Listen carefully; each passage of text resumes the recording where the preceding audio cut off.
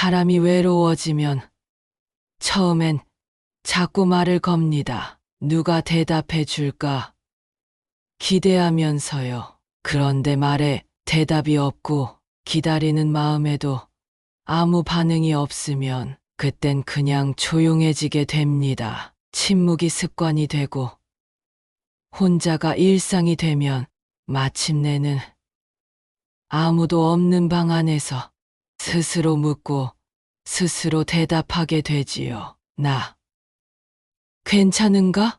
이 질문에 답해줄 사람이 없다는 걸 알게 된 지금 저는 아주 오래 미뤄뒀던 마지막 정리를 하기로 했습니다. 남편이 떠난 지는 벌써 15년이 다 되어 갑니다. 그 뒤로 혼자였지요. 처음엔 두 아들이 자주 전화를 걸어왔습니다.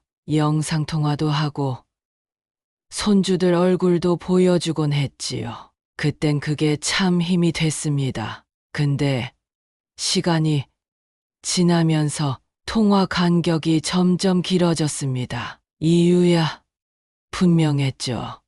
애들 크느라 바쁘고 직장 다니느라 정신없고 시차도 있으니까요. 그걸 모르지 않으니 이해하려 했습니다. 하지만 이해한다는 것과 괜찮다는 건 다르더군요. 명절마다 전 보름 전부터 냉동실 정리를 했습니다. 아이들이 혹시라도 갑자기 온다면 좋아하던 갈비찜이라도 해주려고요. 근데 결국 그해 설날도 추석도 텅 빈 거실에서 혼자 식사를 했습니다. 그때 알았지요.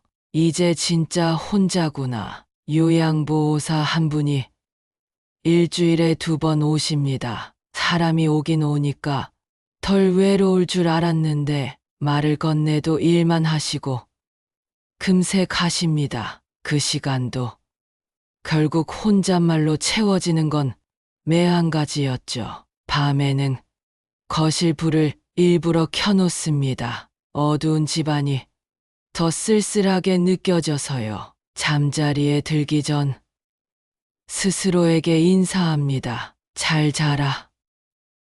정이야. 누구한테 해본 적 없는 이름인데 이제는 제 자신에게 매일 그렇게 말을 겁니다. 들어주는 사람은 없지만 그 말이 없으면 너무 조용해서요.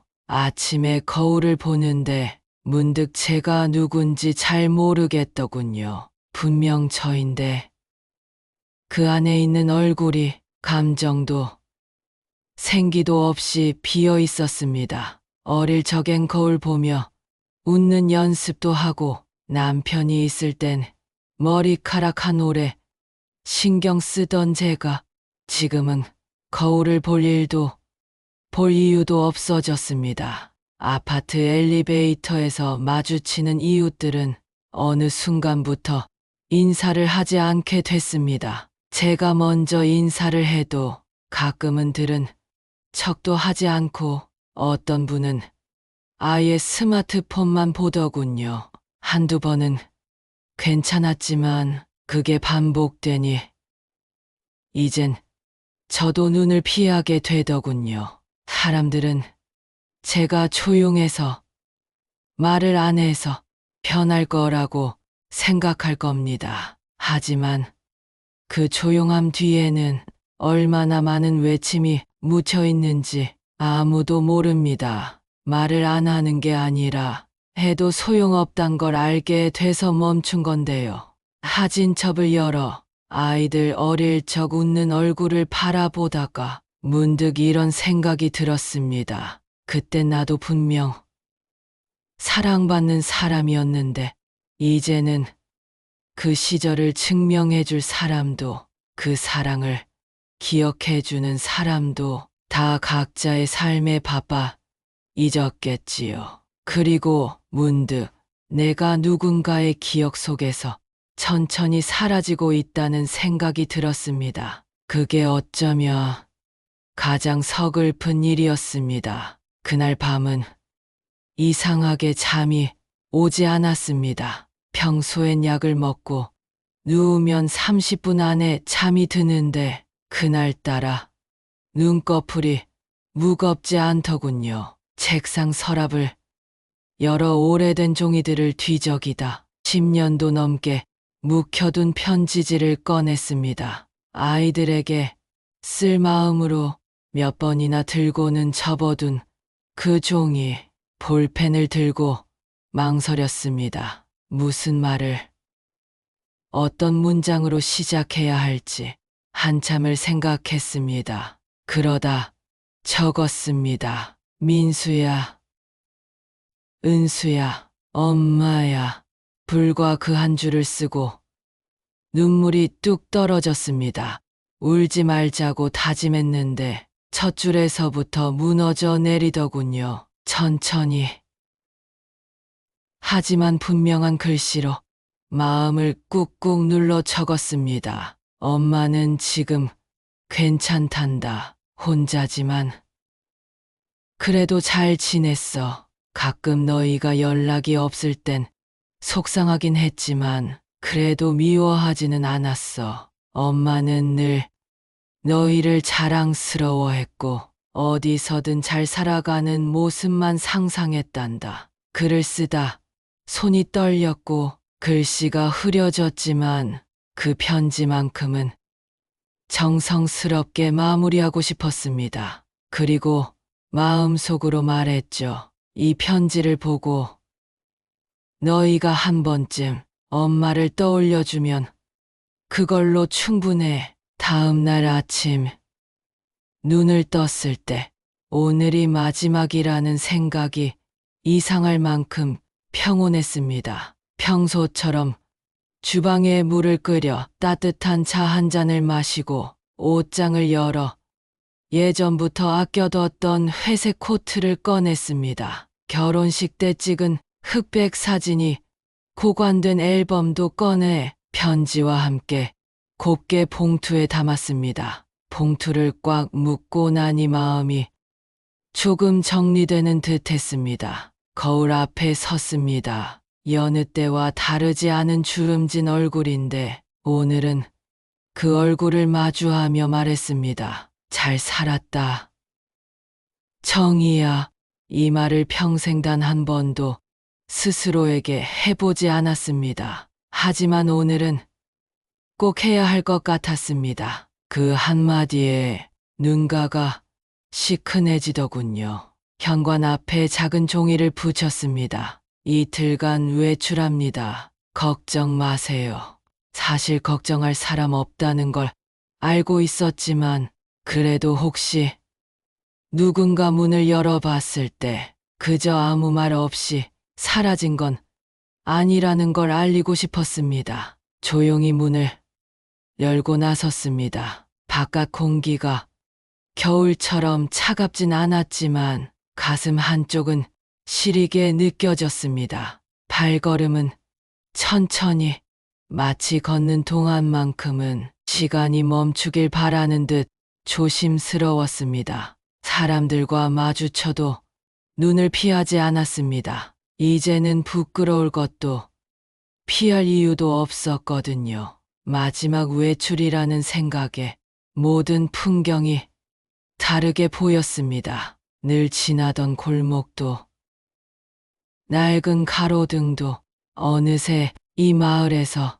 저를 기억해 주는 게 그것들뿐이란 생각이 들었습니다. 그래도 괜찮았습니다. 오늘은 제게 주어진 마지막 하루를 제 방식대로 보내고 싶었습니다. 이틀이 지나고 현관문 앞에 붙여둔 쪽지는 그대로였습니다. 사람들은 그것을 지나쳤고 누구도 유심히 보지 않았습니다. 경비 아저씨는 나중에 이렇게 말했다고 하더군요. 혼자 사시는 분이라 종종 외출하시니까 그냥 그런가 보다 했죠. 요양보호사도 정해진 날이 아니니 전화를 걸지 않았고 이웃들은 요즘 안 보이시네 라는 말조차 꺼내지 않았습니다. 누군가의 부재가 더 이상 이상하지 않은 세상에서 저의 자리는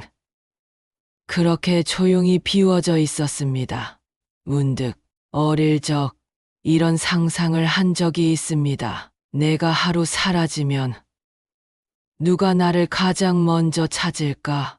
그땐 가족이 떠오르고 친구들이 떠올랐는데 지금은 그 질문조차 의미가 없어졌습니다. 이젠 아무도 제가 사라졌다는 사실을 눈치채지 못하니까요. 사람들은 조용한 사람을 편애합니다. 말이 없고 부탁이 없고 자기 일을 방해하지 않으니까요. 그런 사람은 늘 주변에 있지만 실은 가장 먼저 잊히는 사람이기도 합니다. 제가 사라진 이틀 동안 아무 일도 없었습니다. 그게 더 가슴 아팠습니다. 사람 하나가 없어졌는데 세상은 여전히 똑같이 돌아가고 있다는 사실이 참 쓸쓸했습니다. 그날 오후 관리사무소에 들렀던 중학생 아이가 저기 할머니 댁문에 붙은 쪽지가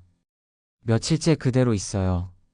라고 말했습니다. 경비 아저씨는 그제야 이상하다고 느껴 문을 두드렸고 답이 없자 관리소에 보고했습니다. 그리고 동사무소를 통해 열쇠공이 호출됐습니다. 문이 열리던 순간 아무 소리도 나지 않았다고 합니다. 방 안은 깔끔하게 정리돼 있어 주방엔 식기 하나가 깨끗이 씻어 올려져 있었으며 거실의 커튼은 가지런히 묶여 있었습니다. 식탁 위에 놓인 봉투 하나가 눈에 띄었습니다. 민순수에게 아이들의 이름이 또박또박 적혀 있었습니다. 봉투를 조심스레 열자 얇은 편지지 2장 그리고 접힌 흑백 사진 1장이 들어 있었습니다.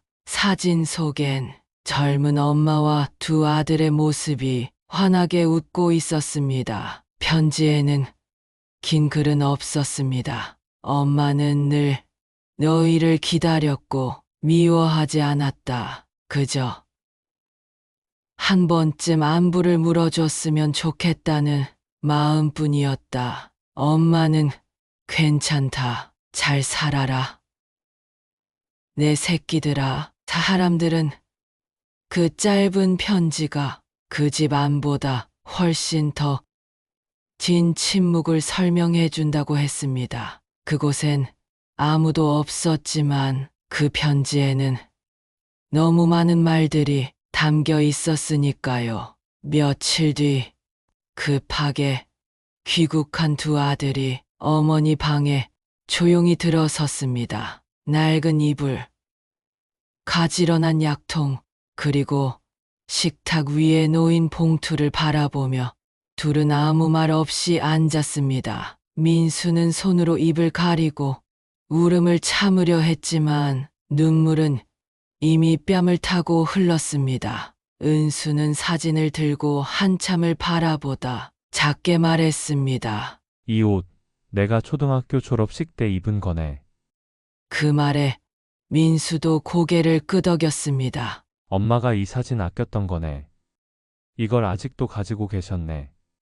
둘은 말없이 사진첩을 펼쳤습니다. 어릴 적 자기들의 얼굴이 담긴 사진들을 넘기며 그 곁에 있는 젊은 엄마의 웃음을 보았습니다. 그 웃음 속엔 어떤 설명보다 뚜렷한 사랑이 담겨 있었습니다.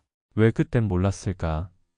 민수가 말했습니다. 그냥 전화 한 통만 했더라면. 은수가 고개를 끄덕이며 말했습니다. 우린 엄마가 우리를 잊었을 거라 생각했는데 실은 우리가 엄마를 먼저 잊었지. 그날 이후 그들이 정기적으로 한국을 찾게 되었다고 합니다. 할머니 집 앞엔 작은 화분이 놓였고 매달 누군가가 새 국화를 꽂아두었다고 합니다. 누가 가져다 뒀는지는 아무도 모릅니다. 하지만 사람들은 말했습니다. 아마 뒤늦게 돌아온 마음이겠지요. 사람은 말입니다. 누가 내 이름을 불러주기만 해도 삶이 조금은 따뜻해집니다. 말없이 지내온 시간들 속에 사실은 하고 싶은 말이 너무 많았다는 걸 이제야 알았습니다. 누군가를 떠올리셨다면 지금 그분께 한 통의 안부라도 전해보세요. 그 사람은 당신의 목소리를 아직도 기다리고 있을지 모릅니다.